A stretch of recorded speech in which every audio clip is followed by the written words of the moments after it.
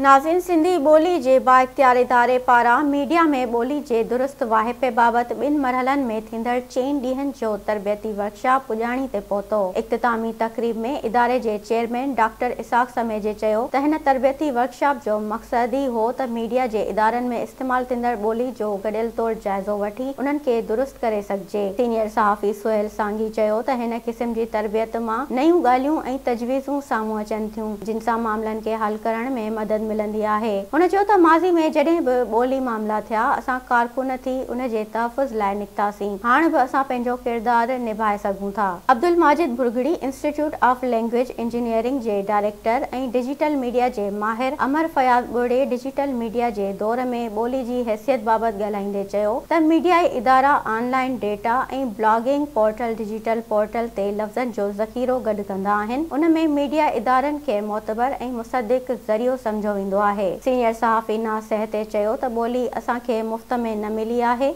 इहा कुर्बानियुनि खां पोइ असां वटि पहुती आहे। असांजे बुज़ुर्गनि ॾुखियुनि हालतुनि में रही बि असां ताईं ॿोली पहुचाई ऐं हाणे असांजे घरनि में सिंधी जो वाहिपो बि ॾिसी रहिया आहियो। 2 मरहलनि में थियल 4 ॾींहनि जी तरबियती वर्कशॉप में कुल 13 सेशन थिया, जिन में ॿोली माहिरनि ताज जोए, सुहेल सांगी, अमर फयाज़ ॿोड़े, नाज़ सहते, ख़ालिद आज़ाद लेक्चर ज़रिए लफ़्ज़नि जी बिगाड़ उन्हनि जे दुरुस्त शक्ल बाबति सम्झायो। आख़िरी ॾींहं ते वर्कशॉप में शरीक थींदड़ सहाफ़ियुनि खे सर्टिफिकेट ॾिना विया।